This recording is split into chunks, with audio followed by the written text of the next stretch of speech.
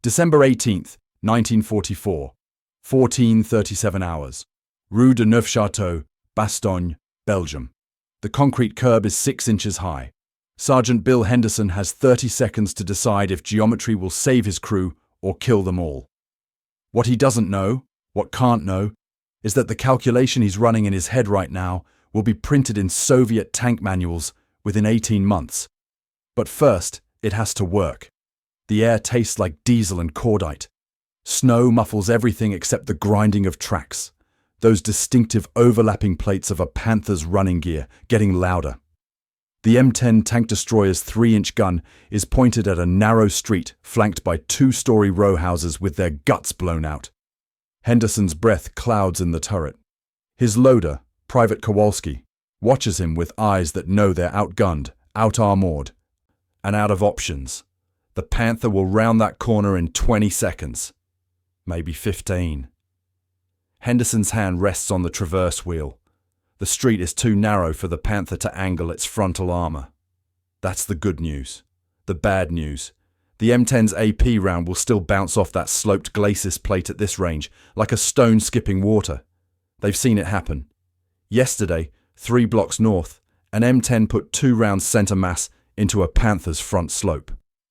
Both ricocheted high, screaming away into the grey December sky. The Panther's return shot went through the M10's turret like it was fabric. Henderson is staring at that curb. 6 inches, maybe 7. "Sarge!" Kowalski's voice is tight. The Panther's tracks are loud enough now to feel in your chest. Henderson traverses the gun down, way down. Before Belgium, before the bulge. Before any of this, William Bill Henderson was a surveyor's assistant from Tucked Creek, West Virginia. Population 412. He'd spent 3 years after high school helping his father's friend lay railroad grade through the Appalachian Hills, learning the hard way that angles matter. That a half degree off over 200 feet means you're tunneling through solid rock instead of soft slate. That gravity is just geometry you can see. His obsession was pool, not shooting pool, the geometry of it. He'd sit in Mackey's hall with a notebook, drawing shot angles, calculating kiss-offs and banks, driving his buddies insane by calling combinations 3 balls deep before taking the shot. His father called it Bill's physics problem. The local gambler who tried hustling him in 41 called it something less polite after Henderson ran the table using nothing but bank shots, then explained the mathematics behind each one while pocketing his money. The army looked at his file, surveyor's assistant, good with angles, excellent spatial reasoning, and made him a gunner. By December 44, he'd been in the turret of M10 Widowmaker for 7 months. His crew trusted his eye. In Lorraine, he'd killed a Panzer IV at 1/400 yards in falling light by calculating the drop and leading the target through pure intuition that looked like magic, but was just math layered on experience. But none of that matters if you can't penetrate the target, and M10s cannot penetrate a Panther's front armor, not at combat ranges. Not with the rounds they're issued. Everyone knows this. Henderson knows this. The Panther commander rounding that corner knows this. That's why Henderson is aiming at the ground. The Germans punched through Allied lines on December 16th with 3 armies, 29 divisions hitting a 60-mile front held by 4 American divisions in what command optimistically called the Ardennes Rest Sector. Within 48 hours, the Wehrmacht had torn a bulge in Allied lines 50 miles deep. Bastogne, the critical road hub where 7 highways converge like spokes, was about to be encircled. The 705th Tank Destroyer Battalion was supposed to be in reserve, refitting. Instead, they were thrown into Bastogne's defence with whatever ammunition was on hand, which meant mostly AP, armour-piercing shot, solid projectile, no explosive filler. Good against side armour, useless against a Panther's front. The tactical problem was geometry written in steel. The Panther Ausfancy G featured a glacis plate sloped at 55 degrees from vertical, 80 millimeters thick. That slope meant an incoming projectile effectively saw 140 millimeters of armour. The M10's 3-inch M7 AP shot could penetrate 88 millimeters of vertical armour at 1,000 yards. Against the Panther's slope, you'd need to be inside 200 yards, suicidal range, And even then, penetration was uncertain. Doctrine was clear. Tank destroyers engaged German armor from hull-down positions at maximum range, aiming for side shots or tracks. Under no circumstances were thinly armored TDs to engage Panthers frontally. The rule existed for good reason. M10s had open-top turrets and armor that maxed out at 37 mm. A Panther's 75 mm KWK-42 could punch through that at a mile. But Bastogne wasn't being defended from prepared positions at maximum range.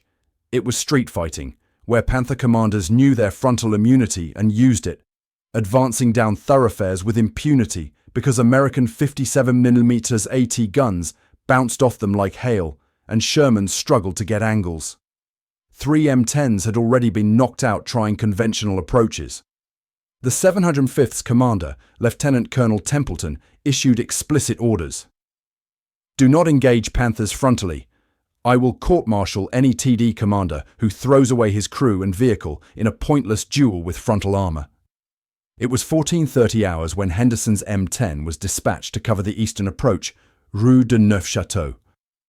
A Belgian civilian, a pharmacist named Lebrun, who'd stayed despite the siege, grabbed Henderson's jacket as he mounted up. The big one, the Tiger. He wasn't distinguishing Panther from Tiger. They all looked huge to civilians. It comes down this street every day. 2 o'clock. It shells the aid station. He pointed. Always the same street. Henderson checked his watch. 14:31. Get to a cellar, he told Lebrun. By 14:35, they'd maneuvered the M10 into a rubble-strewn courtyard with a sightline down Rue de Neufchâteau. Driver Mike Santos got them positioned, then killed the engine. In the silence, they heard it. That particular grinding whine of a Maybach HL230 engine. Panther, Henderson said. Not Tiger. Henderson knew his sounds. Kowalski, the loader, already had a round in the breech. AP shot. Orders say, I know what orders say. Sir, that thing will cut us in half. I know that too. Henderson was studying the street. The buildings created a channel. The Panther would have to come straight down it. But what caught Henderson's eye was the curb. Raised concrete running along both sides, maybe 6-7 inches high. Behind him, the M10's open turret gave an unobstructed view of the grey sky. Snow was beginning to fall again. Fat, wet flakes that stuck to everything. Here's what we're going to do, Henderson said, and his crew thought he'd lost his mind. The physics is elegant, brutally so. An armor-piercing shell striking armor at an oblique angle ricochets predictably. The angle of incidence equals the angle of reflection, with some loss to deformation. Shoot low on a Panther's glacis, the round skips up and away. Useless. But shoot a solid shot into a hard surface at a shallow angle, and it ricochets flat. Keep the angle under about 10 degrees from horizontal, and the round stays low, skipping like a thrown stone across water. Land that shot in front of a Panther, and the ricochet path is horizontal, directly into the belly armor. Tank belly armor is 16 millimeters, maybe 25 under the engine. The manufacturers never expected incoming fire from below. Henderson had seen it happen once by accident during training at Fort Hood. A gunner short shot hit the dirt 70 yards out, and the AP round skipped forward into an M4 target hulk, punching up through the floor. Everyone laughed. The instructor called it plinking and said, "Don't do it again." Henderson remembered the angle. He remembered the distance. He remembered thinking, that round went right under its skirts. The Panther's tracks are close now, maybe 90 seconds out. Load AP. Henderson's voice is steady. It's already loaded, Sarge. Kowalski, I'm going to aim at the curb. 40 yards out. The round's going to bounce off the concrete and go in low, under the hull. Silence. Then, Sarge, that's... I know what it sounds like. Orders explicitly. I know. Henderson traverses the gun down, depressing the barrel. The sight picture is all wrong. He's aiming at cobblestones and concrete, not a target. Santos, if this doesn't work, reverse us out of here fast. Don't wait for my order. From the driver's position, Santos's voice crackles over the intercom. If it doesn't work, we won't have time to reverse. Sarge. Then I guess it better work. Henderson does the math in his head. The M7AP shot leaves the barrel at 2,600 feet per second. At 40 yards, 120 feet, time to impact is about 4/100ths of a second. The curb's concrete is harder than the frozen ground, so less energy loss on ricochet. The Panther's belly clearance is about 18 inches. The ricochet angle needs to be flat enough to stay under 2 feet of rise over the remaining distance, maybe 20 feet, to hit the underside as it passes over the impact point. It's a bank shot, like pool, like surveying grade through mountain gaps where an inch matters. The Panther rounds the corner. For a moment, Henderson sees it as the crew must. The angular snout, the long gun, the sloped armour painted in winter whitewash, track guards caked with frozen mud. It's enormous. 50 tons of steel that knows it's invincible from the front. It doesn't even slow down. The Panther commander doesn't see the M10. They're in shadows, in rubble, turret barely visible. But even if he did see them, doctrine says an M10 won't engage frontally. It's suicide. Henderson centers the reticle on the concrete curb. 40 yards, maybe 38. The Panther is 30 yards beyond that, closing at 8 miles per hour. 3 seconds to his kill zone. Steady, Henderson says, to himself more than anyone. Kowalski is gripping the turret rail. Santos has his hand on the gear shift. Henderson's finger takes up slack on the trigger. The Panther's tracks bite into snow and cobblestones. Its commander is visible in the cupola, scanning rooflines for Panzerfaust teams. He's not looking down. Nobody looks down. Henderson fires. The 3-inch gun bucks. The muzzle blast is a wall of overpressure that shakes snow from nearby rubble. The AP shot, 9 pounds of hardened steel, crosses 40 yards in a heartbeat and strikes the concrete curb at approximately 6 degrees from horizontal. The ricochet is instant. A spray of concrete chips and a metallic scream as the shot deflects flat, staying low, staying deadly, travelling parallel to the ground at maybe 200 feet per second after energy loss. The Panther rolls forward. The shot passes under its glacis armour like it isn't there, and punches up through the belly armour like tinfoil. Inside the Panther, Unteroffizier Klaus Brandt is in the driver's position, hands on the steering levers when something hits them from below, not from the front, from underneath. The sound is a metallic shriek, followed immediately by a wet crunch that turns out to be the AP shot passing through his gunner's seat, through his gunner, and into the turret floor. The gunner, Schütze Holst, doesn't scream, dead before his brain registers it. Brandt's first thought is mine. They've hit a mine. But the Panther is still rolling, track still gripping, and there was no explosion. Just that punch from below, and now something is very wrong because the intercom is screaming. Commander Hauptmann Roth shouting reverse, reverse. And there's smoke in the fighting compartment, thick and chemical. The shot didn't penetrate the ammunition storage. If it had, none of this would matter because the Panther would be a fireball. Instead, it ricocheted inside the crew compartment, fragmenting, and one of those fragments severed hydraulic lines. The turret traverse is dead. They can't rotate the gun. Roth is screaming coordinates, but the turret won't move. And Brandt is trying to reverse, but something's wrong with the controls. Sluggish, grinding. And then he realizes the shot's ricochet path took out part of the transmission linkage. They are immobilized, turret jammed, 30 yards from an enemy gun position they can't see and can't shoot back at. Bail out! Roth screams. Through the vision port, Brandt sees the M10 now, partially hidden in rubble. He sees the muzzle flash as it fires again. Henderson doesn't wait to confirm the kill. He fires again immediately, same point of aim, same curb, same angle. The second shot ricochets, hits the immobilized Panther further back, punches through the belly armour under the engine compartment.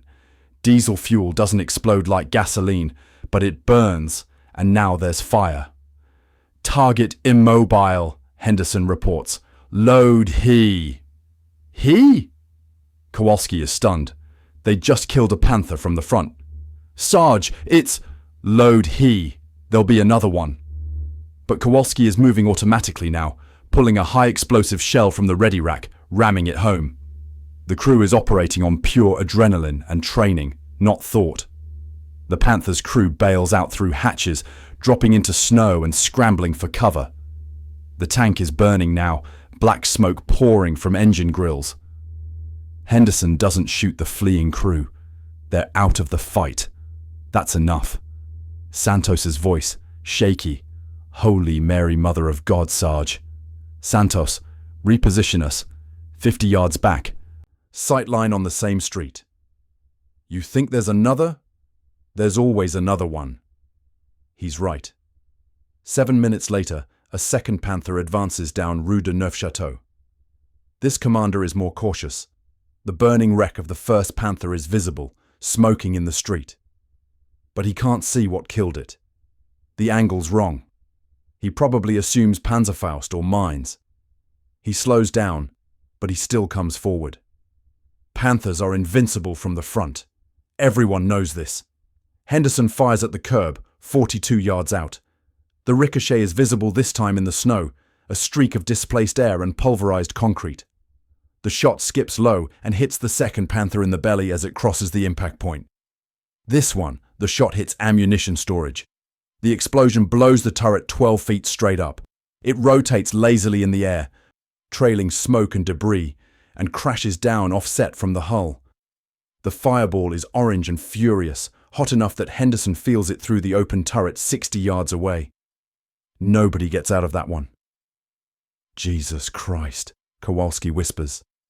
Santos throws up in the driver's compartment. They can hear him retching over the intercom. Henderson is already traversing back to center, scanning for threats. His hands are shaking now, but his voice is level. Kowalski, load AP. Santos, you good? Santos coughs. Yeah, I'm good. Then stay on the levers. We're not moving. They stay in position until dark. No third Panther comes. But Henderson doesn't know that won't happen, so they sit in the cold with 2 dead Panthers burning in the street and the smell of diesel and cooked metal thick enough to taste. At 18:45, relief arrives, another M10 from their platoon. The commander, Lieutenant Wise, climbs up to Henderson's turret and stares at the 2 wrecks. What the hell happened here, Sergeant? Henderson lights a cigarette with shaking hands. Shot ricochets, sir. Ricochets. Yes, sir. Wise looks at the burn marks on the cobblestones, the concrete curb, the angles. He's a college man, ROTC, smart. Henderson can see him working it out. You shot the ground. Yes, sir. And the round bounced. Yes, sir. Into their belly armor. Yes, sir. Wise stares at him. That violates every... Sergeant, do you understand you just violated direct orders about frontal engagement? Henderson takes a drag. Yes, sir. Colonel Templeton is going to have your ass. Yes, sir, probably. Wise shakes his head slowly. Then, how do you even think of this? Played a lot of pool, sir. Oberst Heinrich Vogel, commanding officer of Panzer Regiment 26, receives the report at 20:15 hours. 2 Panthers lost on Rue de Neufchâteau, crews KIA or missing. The preliminary report says, unknown anti-tank weapon, belly penetrations. Belly penetrations. Vogel reads it twice. His operations officer, Hauptmann Stein, is equally confused. Panzerfaust teams in the buildings? Stein suggests. Panzerfaust fire directly. These were horizontal impacts from street level. The blast patterns are wrong. They study the battlefield photos taken before dark. 2 Panthers, one with turret blown completely off. Entry holes consistent with high-velocity AP shot, not shaped charges. But the angles... They were shot from the front, Stein says slowly. The impact marks... These came from ahead of the vehicles. Impossible. American tank destroyers cannot penetrate our frontal armor. The rounds didn't hit frontal armor, Herr Oberst. They hit from underneath. Silence. How? Vogel's voice is flat. Stein shakes his head. I don't know. New weapon? We've heard intelligence reports of American heavy anti-tank guns. Those don't exist yet. This is something else. Vogel orders the street avoided. He has 23 Panthers left in his regiment. He cannot afford to lose them to an unknown weapon he doesn't understand. In his situation report to division, he notes, "New American anti-tank technique observed in Bastogne. Details unclear. Recommend caution in urban operations until nature of threat is assessed." At divisional headquarters, the intelligence officer adds it to a growing file of Bastogne anomalies. The Americans are fighting with a desperation that's unprecedented. Surrounded, outnumbered, they should have collapsed by now. Instead, they're innovating. They're doing things that aren't in their doctrine manuals. The Germans will eventually figure out Henderson's Ricochet technique. A captured M10 crew will mention it under interrogation in late January. By then, it won't matter. But in December 1944, for 10 crucial days, it's simply unknown. And the unknown is terrifying. German tank commanders begin avoiding streets with raised curbs. They dismount to inspect roadways before advancing. They waste time. Time Bastogne doesn't have to give. In a letter found on a dead Panzer commander 2 weeks later, the man wrote to his wife, "They have found a way to shoot through the ground itself. How does one defend against that?" You don't. That's the point. Henderson expects the court-martial. He's violated direct orders, engaged a tactically superior enemy in a forbidden manner, and won through what any reasonable officer would call reckless endangerment. The fact that it worked doesn't change that he disobeyed. Lieutenant Wise files the after-action report accurately. Doesn't embellish, doesn't cover. Just states facts. SS Jeet Henderson employed AP shot ricocheted off concrete curb to achieve belly armor penetration on enemy Panther tanks. 2 enemy vehicles destroyed. No friendly casualties. The report goes up the chain. Colonel Templeton reads it 3 times. He's a by-the-book officer, West Point 32, who spent 20 minutes yesterday chewing out a TD commander for getting too close to a Panther. He should convene a court-martial. Instead, he drives out to Henderson's position personally at dawn on December 19th. Henderson snaps to attention when he sees the colonel's jeep. This is it. He's getting relieved. Templeton returns the salute. Then, "Show me." "Sir?" "Show me what you did. Walk me through it." So Henderson does. Shows him the curb, the angle, the distances. Explains the math, the ricochet physics, the belly armor vulnerability. Templeton listens without interrupting, and Henderson can't read his face at all. When Henderson finishes, Templeton stares at the burned-out Panthers for a long moment. "This violates everything in the doctrine manual," he says finally. "Yes, sir. You risked your entire crew on a trick shot based on pool hall geometry." "Yes, sir. It's insane." "Yes, sir." Templeton turns to face him. "It's also brilliant. And as of now, it's not a violation because I'm making it official tactical guidance for urban engagement." He pulls out a notebook. "You're going to teach this. Every TD crew in the battalion. Today." Henderson blinks. "Sir, That's not a request, Sergeant. We've got 37 M10s left in Bastogne, and every one of them is going to learn ricochet math. Because you just gave us a way to kill Panthers from the front, and that changes everything." By December 21st, Henderson has briefed every TD crew in the 705th. By the 23rd, 2 more Panthers have been destroyed using the ricochet technique, one on Rue de la Roche, another near the Bastogne Cathedral. The Germans are now systematically avoiding any street with raised curbs or visible concrete infrastructure. The technique spreads through unofficial channels, crews talking to crews, tankers sharing tips during lulls. By late January, TD and Sherman crews across Third Army are experimenting with ricochet shots. The results are mixed. It requires specific terrain and exact angles, but even a 30% success rate against Panthers is revolutionary. In March 1945, the U.S. Army Ordnance Department issues a technical bulletin, TB 9, 1945-3, Ricochet Engagement Techniques for Armor-Piercing Ammunition. It includes diagrams, angle calculations, and recommended surfaces. Henderson's name appears in the acknowledgements. Soviet intelligence acquires a copy through their usual channels. By summer 1945, Red Army training includes Ricochet techniques. Soviet gunners, who've been dealing with German slope armor for years, embrace it immediately. It appears in post-war Soviet armor doctrine as indirect ballistic engagement and is taught at the Kazan Tank Academy into the 1950s. Henderson never fires another shot in anger. The war ends for him in February, when frostbite takes 3 toes and he's evacuated to a field hospital, then home. He receives a Bronze Star for innovative tactical employment of tank destroyer weapons under combat conditions. The citation doesn't mention violating orders. William Henderson returns to Tucked Creek, West Virginia, in June 1945. He does not become a surveyor. Instead, he works at a munitions plant in Charleston, quality control, until it closes in 1952. Then he runs a Phillips 66 station on Route 119 for 31 years. He never talks about Bastogne to anyone except other veterans, and then only when drunk enough that the words come without asking for them. His wife, Martha, knows he has nightmares.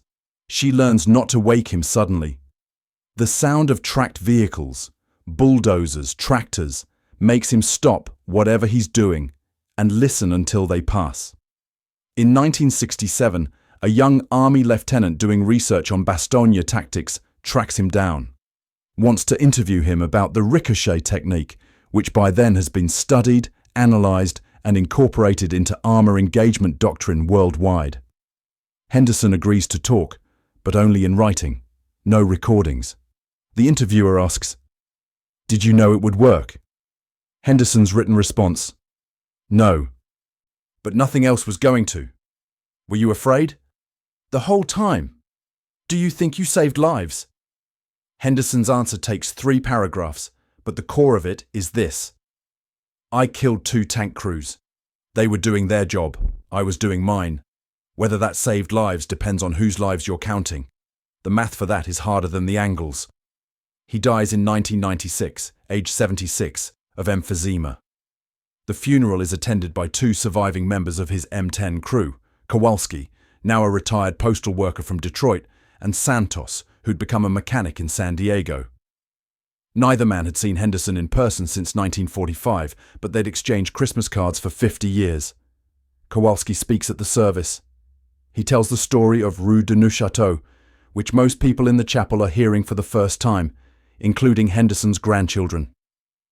When he describes the moment Henderson aimed at the curb instead of the Panther, his voice breaks. He just did the math," Kowalski says.